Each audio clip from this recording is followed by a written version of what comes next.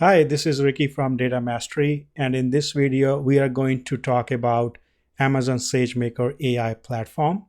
We will do a quick setup and a little demo to understand what this new SageMaker platform offers in terms of machine learning and Gen AI workloads. But before we get into the technicalities and start doing some hands-on, I would like you to take a pause and look at this picture. This is the landscape of Amazon SageMaker. This is what AWS is building uh, in order to provide unified platform or unified service for machine learning engineers, data engineers, analysts, and also for the Gen AI developers. Now, what the SageMaker service has to offer is, as you can see right at the bottom is the lakehouse. This is to unify the data access, whether the data is in S3 data lakes or Redshift data warehouse or any third-party data source. Lakehouse is where you're going to unify your source data. And then we have data and AI governance. This is where you can securely collaborate with other parties and other teams or other, you can say, your counterparts within your own company or external organization, how you can securely share the data, how you can collaborate on the data. You can set up something like data quality rules, and it's all about data governance. So the access controls, and so anything about data security that goes under data and AI governance. And on top of that, we have something called Unified Studio, which allows you to do SQL analytics based on Amazon Redshift. You have data processing using Amazon EMR, AWS Glue, and Athena. You have model development using Amazon SageMaker AI. You have Gen AI app development using Amazon Bedrock. And the coming soon, three features: streaming, business intelligence, and search analytics. Now, if you look at these services under streaming or BI or analytics, these services are not new in themselves. MSK has been here for a while, Kinesis has been here for a while, and so is QuickSight and OpenSearch. But what AWS is really trying to do is to unify all these services so that you can just go to one portal and access all these services. So that makes a lot of sense, because when you're building, let's say, Gen AI based applications, or you are deploying your machine learning models or fine tuning your large language models, you end up collaborating with other teams.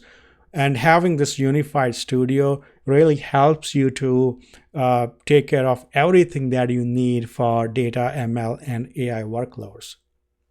Now, this is pretty good documentation, and you can scroll down further and you can see the definition of each of these, you can say the topics or the layers.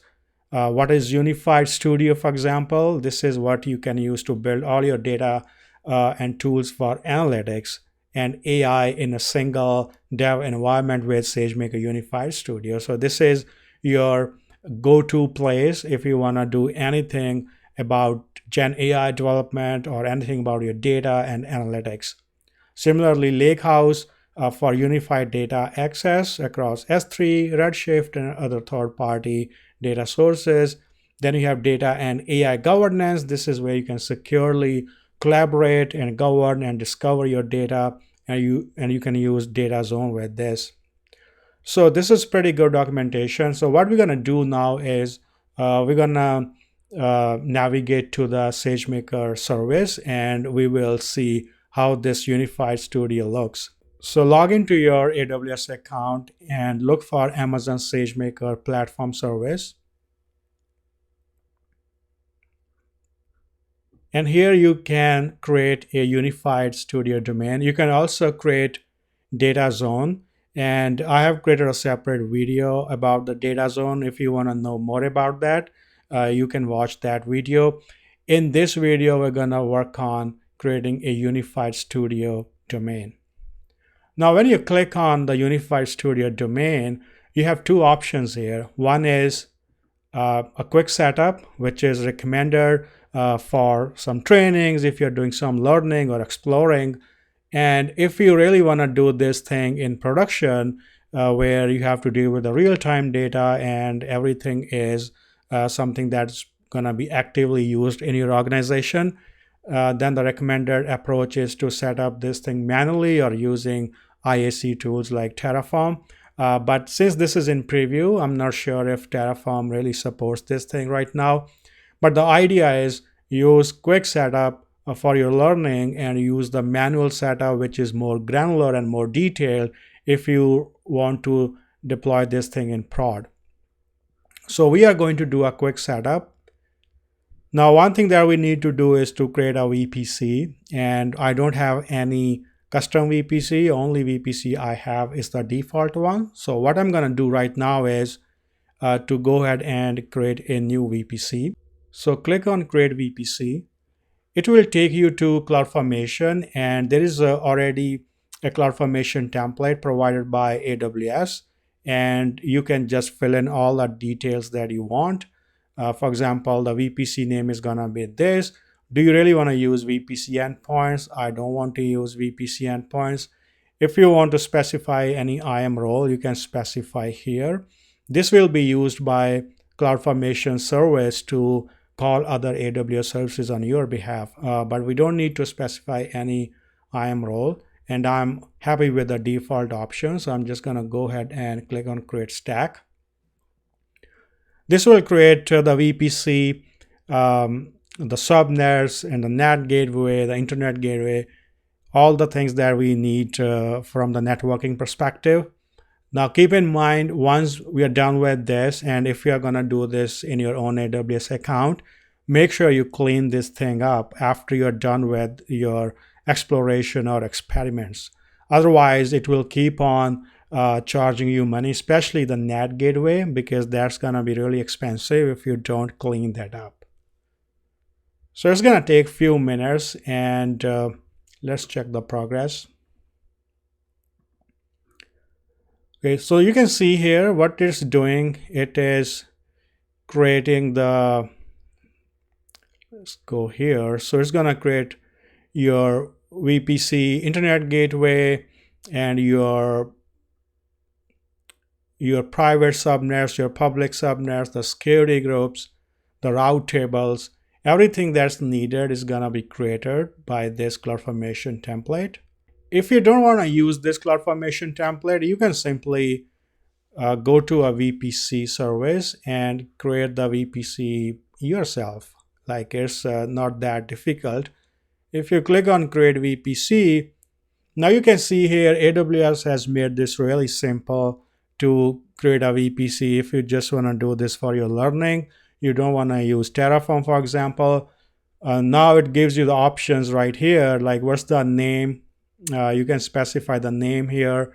You can specify the CIDR block and how many AZs that you need, how many public subnets and private subnets that you need, how many NAT gateways that you need. And you see this little dollar sign here. NAT gateway really gonna cost you money. And once you select this, for example, if you want one NAT gateway in one AZ, not per AZ, but one AZ, and you just click on create VPC, it will create everything. And you can see this network resource mapping here. Like, this is the VPC name. And then we have like 2 public subnets, 2 private subnets. And then we have the route tables. And finally, we have internet gateway. So this is another way to create the VPC if you want to do it yourself. And here we can see that the VPC creation has been completed. If I go back to my VPCs, you can see this. This is the new VPC which got created, and it has these 4 subnets, the route tables, and 1 internet gateway. Let's check the NAT gateway here. Yeah, so there's 1 NAT gateway. Because we have private subnets, so we do need NAT gateway so that the request can be routed to internet from the private subnets via the NAT gateway. Okay, so we have the VPC ready, and let's see the quick setup settings. You want to name anything, you can change the name here. And there are some additional roles that it's going to create, which is going to be a domain execution role and the domain service role. Domain execution role is the role that SageMaker Unified Studio requires to call APIs on behalf of authorized user. And service role is the role for domain level actions performed by SageMaker Unified Studio. If you want to provide your own KMS key, you can provide that as well for encryption. But I will keep all of these things default. And you can see this new VPC has been selected already. And there's a new bucket that will be created. And here you can specify your subnets. So you can see the recommendation that private subnets are recommended. Not all functionality is available when selecting public subnets. So I'm gonna select the private subnets here. So let's select 3 subnets.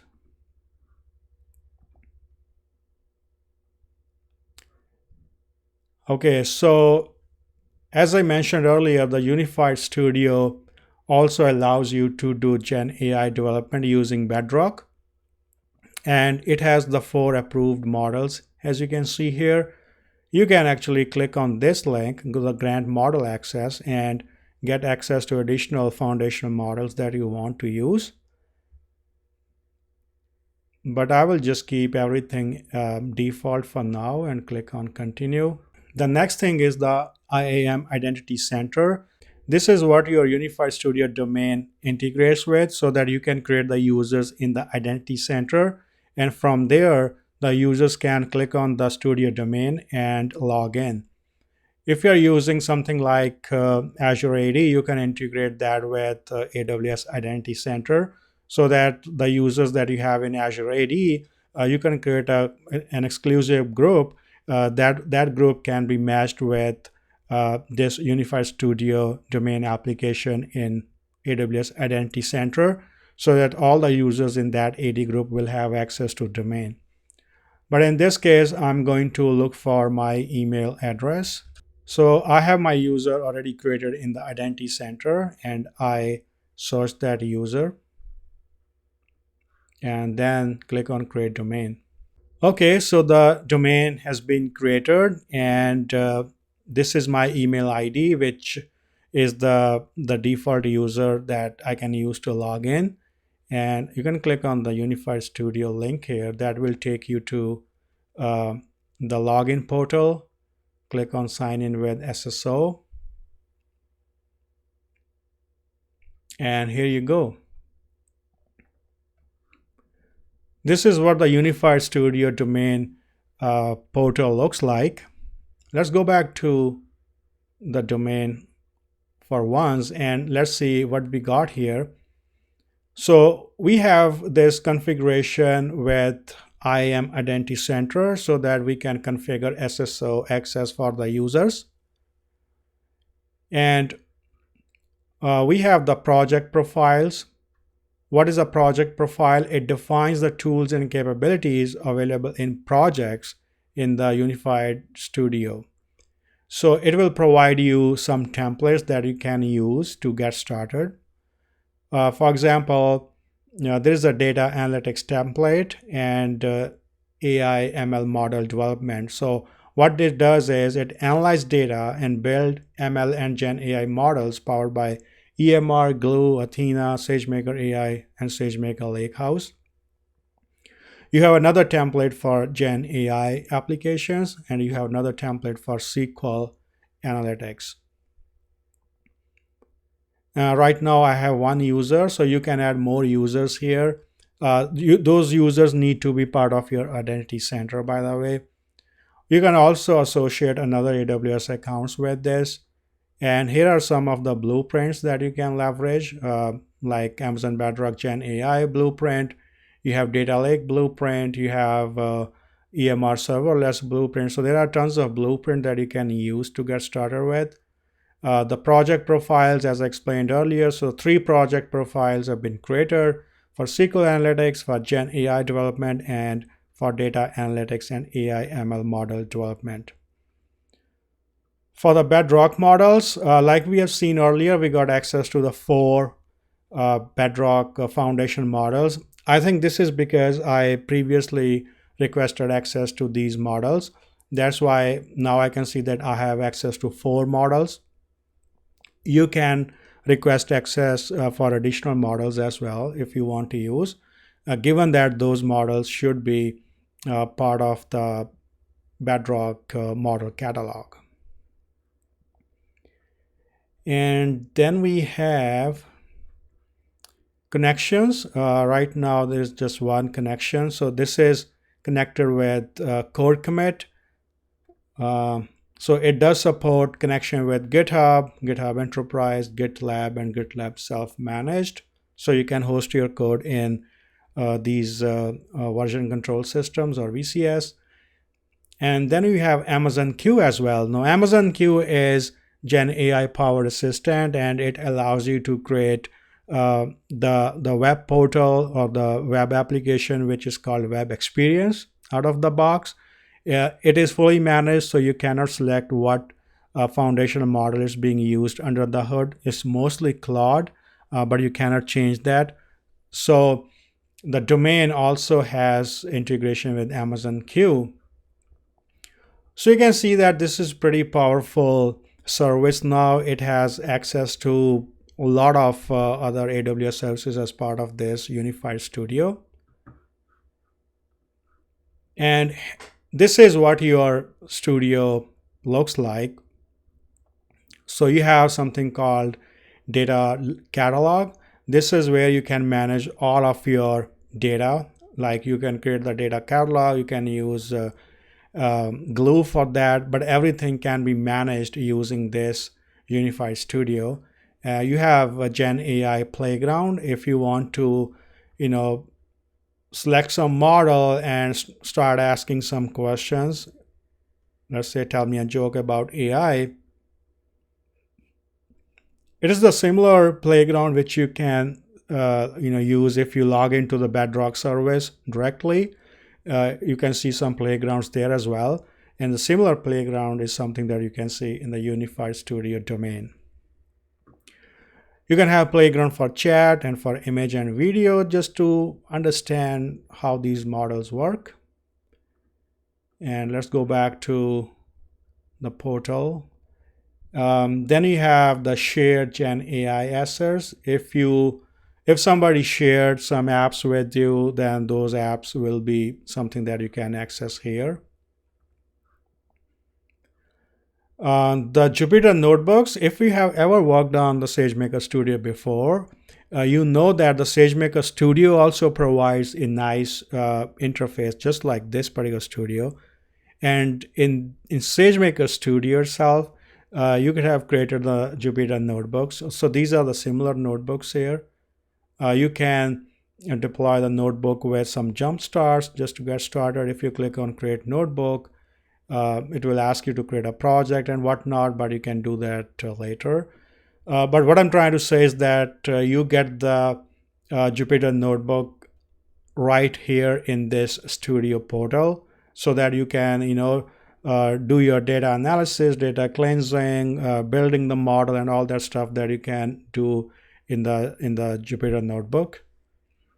You have the Gen AI app development here, so you can build the chat agent, you can build the flow, which is prompt flow, you can build the prompt, or you can evaluate the model, all these things which you can do with Gen AI right here.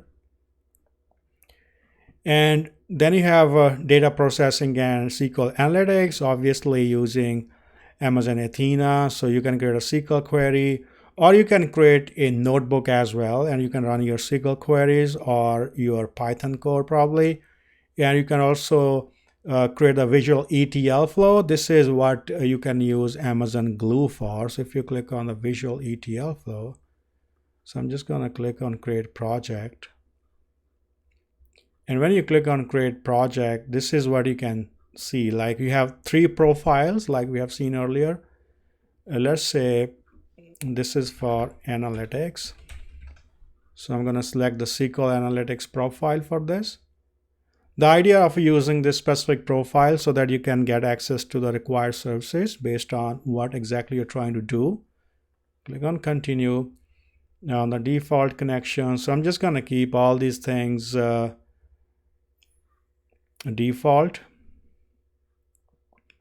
But see here, it's going to create some stuff for you, like it's going to create the core commit repository, and also it's going to create a glue database name here, and it's going to launch Redshift serverless. Now make sure that when you clean this thing up, you get rid of all these services. Otherwise, it's going to cost you a lot of money. So click on continue and click on create project.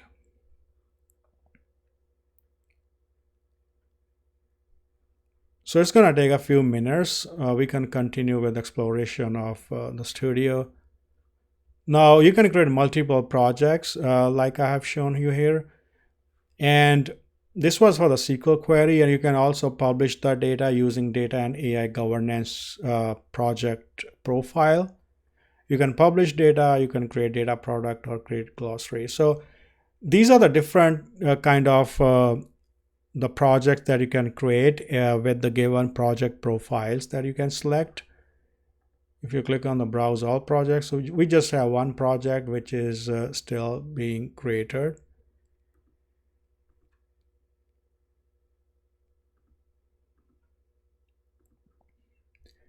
And you can see these tabs at the top here: discover, build, and govern.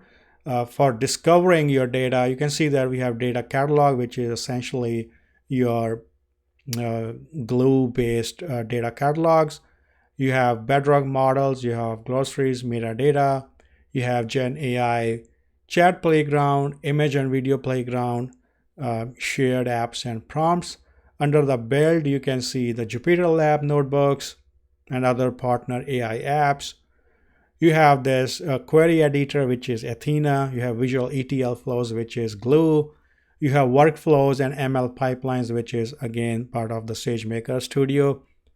Then you have machine learning and Gen AI app development using chat or prompt flows or prompt templates. You have model development using Jumpstart models, training jobs. This is again part of SageMaker Studio, and ML flow.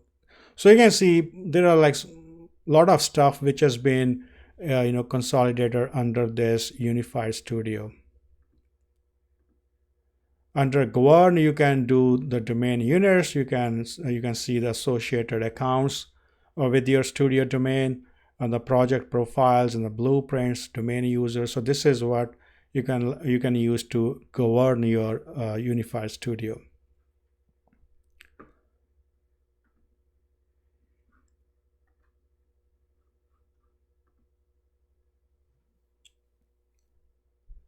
Now you can see that this project is still being created, but if you go to, let's say, Redshift,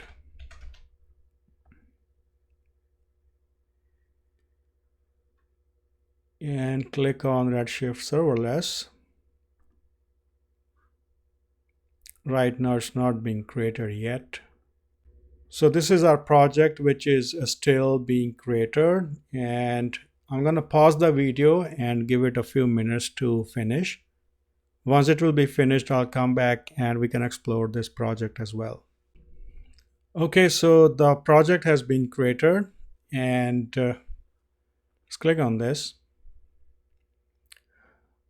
So what we got here, we got a code commit Git repository with some files like getting started, readme.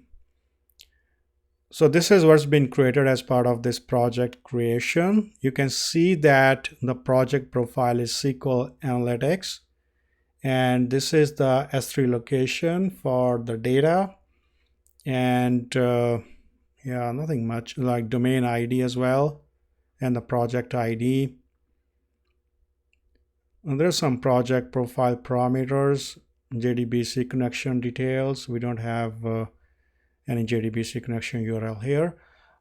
So this is the project overview, and then this is what you can use to access your data. So this goes to AWS Data Catalog, which is Athena. So you can use Athena right here to access your data. And there is one Glue database which has been created, but there's no table in that database. But you can see that how seamlessly it integrates with other AWS services, and you have everything right here in this one domain portal, and you can just manage everything right here. For the compute, we have one Redshift cluster, or the serverless cluster, that's being provisioned as part of this project setup. And you can see this here. This is a serverless Redshift cluster. And this is what you can use for your data warehouse requirements. We don't have anything else as part of compute, just a data warehouse cluster. For the members, you can see my ID here. I'm the owner because I created this domain. And there's also a data zone user which has been created, and it's already been added. And you can also add more members here to access your project. And under the project catalog, you will have the assets. Of course, we don't have any inventory or any published asset here, but this is what being managed under the hood by data zone. So if you look at my data zone video, that's where I explain how you can generate the data and then curate the data, which basically means applying little transformation, and then publish the data. And then you can create a second project to subscribe to that data and start using that in your applications. And this is the same, you can say, same links here, the assets, subscription request, data sources. So this is all about your data zone. So that's all I wanted to cover in this video. It was just to get started with this SageMaker Unified Studio and to understand what are the features it has to offer, how you can configure your studio domain, how you can set up the authentication, and how you can create the project and see what kind of the project profiles are available, what kind of blueprints are available, so you can leverage those blueprints and project profiles. And then also need to make sure that you should understand what resources being provisioned as part of your project creation, especially in terms of cost. If you don't have the control of these resources, you probably end up paying lots of money. So make sure that you understand what exactly being happening. For example, if I go to Redshift and go to, you can see here the Redshift serverless work group has been created. So this is all part of the project that I created, the namespace. If I click on the serverless dashboard, you can see this one namespace here.